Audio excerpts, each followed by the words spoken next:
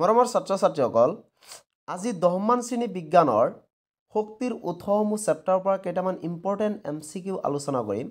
তাৰে কুৱেশ্যন 1 চোৱা, জৈৱ গেছৰ প্ৰধান উপাদান। অপশ্যন এ দিয়া আছে হাইড্ৰজেন, বি দিয়া আছে হাইড্ৰজেন সালফাইড, চি দিয়া আছে কাৰ্বন ডাই অক্সাইড আৰু ডি দিয়া আছে মিথেন। ইয়াৰ শুদ্ধ উত্তৰটো পাবা অপশ্যন ডি মিথেন।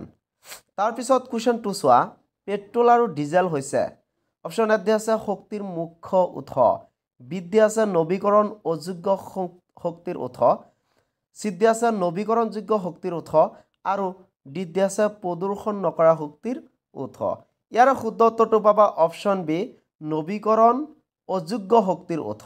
তাৰপিছত কুৱেশ্যন 3 চোৱা, নিউক্লিয় শক্তি উৎপাদন কৰা হয়। অপশ্যন এ দিয়া আছে নিউক্লিয় একীভৱনৰ দ্বাৰা, বি দিয়া আছে তাপ অঘটনৰ দ্বাৰা, চি দিয়া আছে নিউক্লিয় দ্বিখণ্ডনৰ দ্বাৰা আৰু ডি দিয়া আছে বিভাজনৰ পাতনৰ দ্বাৰা। ইয়াৰ শুদ্ধ উত্তৰটো পাবা অপশ্যন চি নিউক্লিয় দ্বিখণ্ডনৰ দ্বাৰা। তাৰপিছত কুৱেশ্যন 4 চোৱা, তাপীয় শক্তি প্ৰকল্পত ব্যৱহাৰ কৰা ইন্ধন হ'ল অপশ্যন এ দিয়া আছে পানী, বি দিয়া আছে ইউৰেনিয়াম, চি দিয়া আছে জীৱভৰ আৰু ডি দিয়া আছে জীৱাশ্মজাত ইন্ধন। ইয়াৰ শুদ্ধ উত্তৰটো পাবা অপশ্যন ডি জীৱাশ্মজাত ইন্ধন। তাৰপিছত কুৱেশ্যন 5 চোৱা, তলৰ কোনবিধ শক্তি উৎপাদনত আৰু ব্যৱহাৰত অতি কম পৰিমাণৰ পৰিৱেশ প্ৰদূষণ ঘটে। অপশ্যন এ দিয়া আছে নিউক্লিয় শক্তি, বি দিয়া আছে তাপীয় শক্তি, চি দিয়া আছে সৌৰ শক্তি আৰু ডি দিয়া আছে ভূতাপীয় শক্তি। ইয়াৰ শুদ্ধ উত্তৰটো পাবা অপশ্যন চি সৌৰ শক্তি। তাৰপিছত কুৱেশ্যন 6 চোৱা, তলৰ কোনটো জৈৱ উপাদান শক্তিৰ উৎসৰ উদাহৰণ নহয়। অপশ্যন এ দিয়া আছে খৰি, বি দিয়া আছে গোবৰ গেছ, চি দিয়া আছে নিউক্লিয় শক্তি আৰু ডি দিয়া আছে কয়লা। ইয়াৰ শুদ্ধ উত্তৰটো পাবা অপশ্যন চি নিউক্লিয় শক্তি। তাৰপিছত কুৱেশ্যন 7 চোৱা, আমি ব্যৱহাৰ কৰা শক্তিৰ সৰহসংখ্যক উৎসৰ শক্তি হ'ল সঞ্চিত সৌৰ শক্তি। তলৰ কোনটো সৌৰ শক্তি আধাৰিত নহয়। অপশ্যন এ দিয়া আছে ভূতাপীয় শক্তি, বি দিয়া আছে বায়ু শক্তি, চি দিয়া আছে নিউক্লিয় শক্তি আৰু ডি দিয়া আছে জৈৱ উপাদান। ইয়াৰ শুদ্ধ উত্তৰটো পাবা অপশ্যন এ ভূতাপীয় শক্তি। তাৰপিছত কুৱেশ্যন 8 চোৱা, তলৰ কোনটো এটা আদৰ্শ ইন্ধনৰ শৰ্ত নহয়। অপশ্যন এ দিয়া আছে সহজলভ্য, বি দিয়া আছে প্ৰচুৰ পৰিমাণে তাপ উৎপন্ন কৰা, চি দিয়া আছে প্ৰচুৰ পৰিমাণে ধোঁৱা উৎপন্ন কৰা আৰু ডি দিয়া আছে কম খৰচী। ইয়াৰ শুদ্ধ উত্তৰটো পাবা অপশ্যন চি প্ৰচুৰ পৰিমাণে ধোঁৱা উৎপন্ন কৰা। তাৰপিছত কুৱেশ্যন 9 চোৱা, তলৰ কোনটো এটা প্ৰচলিত শক্তিৰ উৎস নহয়। অপশ্যন এ দিয়া আছে জীৱাশ্ম ইন্ধন, বি দিয়া আছে জলবিদ্যুৎ, চি দিয়া আছে তাপভিত্তিক শক্তি প্ৰকল্প আৰু ডি দিয়া আছে সৌৰ শক্তি। ইয়াৰ শুদ্ধ উত্তৰটো পাবা অপশ্যন ডি সৌৰ শক্তি।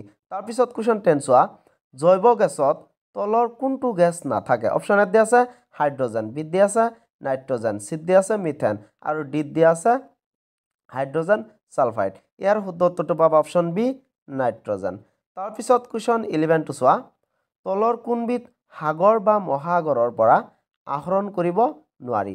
অপশ্যন এ দিয়া আছে জোৱাৰ শক্তি, বি দিয়া আছে ভূতাপীয় শক্তি, চি দিয়া আছে তৰংগ শক্তি আৰু ডি দিয়া আছে মহাসামুদ্ৰিক তাপীয় শক্তি। ইয়াৰ শুদ্ধ উত্তৰটো হ'ব অপশ্যন বি ভূতাপীয় শক্তি।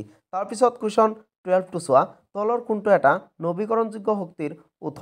অপশ্যন এ দিয়া আছে জীৱাশ্ম ইন্ধন, বি দিয়া আছে তাপভিত্তিক শক্তি প্ৰকল্প, চি দিয়া আছে জলশক্তি প্ৰকল্প আৰু ডি দিয়া আছে নিউক্লিয় শক্তি। ইয়াৰ শুদ্ধ উত্তৰটো পাবা অপশ্যন চি জলশক্তি প্ৰকল্প। তাৰপিছত কুৱেশ্যন 13 চোৱা, তলৰ কোনটো নৱীকৰণ অযোগ্য শক্তিৰ উৎস। অপশ্যন এ দিয়া আছে বায়ু শক্তি, বি দিয়া আছে জলশক্তি, চি দিয়া আছে জৈৱভৰ আৰু ডি দিয়া আছে জীৱাশ্মজাত ইন্ধন। ইয়াৰ শুদ্ধ উত্তৰটো পাবা অপশ্যন ডি জীৱাশ্মজাত ইন্ধন। তাৰপিছত কুৱেশ্যন 14 চোৱা, গৰম পানী পাবলৈ এটা সৌৰজল হিটাৰ তলৰ কোনটো দিনত ব্যৱহাৰ কৰিব নোৱাৰি। অপশ্যন এ দিয়া আছে ৰৌদ্ৰোজ্জ্বল দিন, বি দিয়া আছে ডাৱৰীয়া দিন, চি দিয়া আছে উষ্ণ দিন আৰু ডি দিয়া আছে বতাহ বলি থকা দিন। ইয়াৰ শুদ্ধ উত্তৰটো পাবা অপশ্যন বি ডাৱৰীয়া দিন। তাৰপিছত কুৱেশ্যন 15 চোৱা, তলৰ কোনটো জৈৱ উপাদান শক্তিৰ উৎসৰ উদাহৰণ নহয়। অপশ্যন এ দিয়া আছে কাঠ, বি দিয়া আছে গোবৰ গেছ, চি দিয়া আছে নিউক্লিয় শক্তি আৰু ডি দিয়া আছে কয়লা। ইয়াৰ শুদ্ধ উত্তৰটো পাবা অপশ্যন চি নিউক্লিয় শক্তি।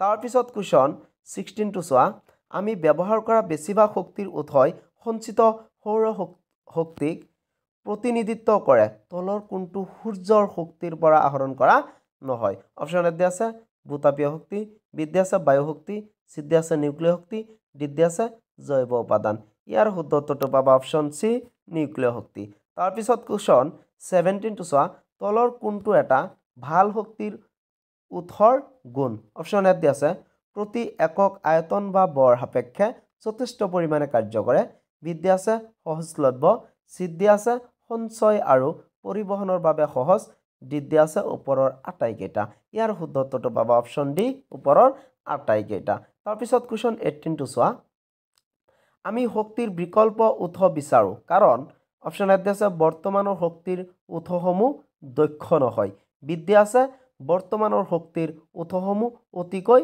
ব্যয়বহুল চি আছে বৰ্তমান বহুলভাৱে ব্যৱহৃত শক্তিৰ উৎস যেনে জীৱাশ্মজাত ইন্ধনসমূহ সোনকালে শেষ হৈ যাব আৰু ডি আছে ওপৰৰ আটাইকেইটা ইয়াৰ শুদ্ধ উত্তৰটো পাবা অপশ্যন সি বৰ্তমান বহুলভাৱে ব্যৱহৃত শক্তিৰ উৎস যেনে জীৱাশ্মজাত ইন্ধনসমূহ সোনকালে শেষ হৈ যাব তাৰ পিছত কোৱেশ্চন 19 টো চোৱা জীৱাশ্মজাত ইন্ধনসমূহ অপশ্যন 1 ত আছে চোৱা কেতিয়াও শেষ হৈ নাযায় 2 দি আছে সোনকালে শেষ হৈ যাব চি আছে অনবীকৰণযোগ্য শক্তিৰ উৎস ডি 4 দি আছে নবীকৰণযোগ্য শক্তিৰ উৎস আকৌ অপশ্যন এ দি আছে 1 আৰু 4 বি দি আছে 2 আৰু 3 চি দি আছে 2 আৰু 4 আৰু ডি দি আছে 1 আৰু 3 ইয়াৰ শুদ্ধ উত্তৰটো পাবা অপশ্যন বি 2 আৰু 3 তাৰ পিছত আজিৰ ভিডিঅ'ৰ লাষ্ট কুৱেশ্যনটো চোৱা কুৱেশ্যন 20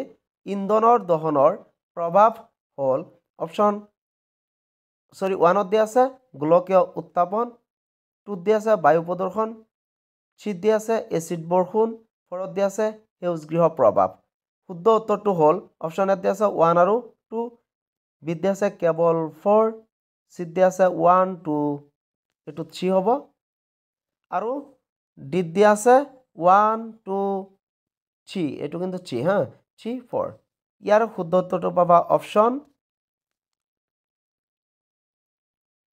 ডি 1 2 3 4 এইখিনি আছিল এইটো চেপ্টাৰৰ পৰা ইম্পৰ্টেণ্ট এমচিকিউ এইটো চেপ্টাৰৰ পৰা যদি আৰু তোমালোকৰ এমচিকিউ লাগে তেনেহ'লে তোমালোকে কমেণ্ট কৰি কমেণ্ট বক্সত জনাই দিবা মই আৰু এটা ভিডিঅ' বনাই আপলোড কৰি দিম আৰু যদি ভিডিঅ'টো ভাল লাগি থাকে তেনেহ'লে মোৰ চেনেলটো ছাবস্ক্ৰাইব কৰি দিবা লাইক কৰি দিবা লগতে শ্বেয়াৰ কৰি দিবা ধন্যবাদ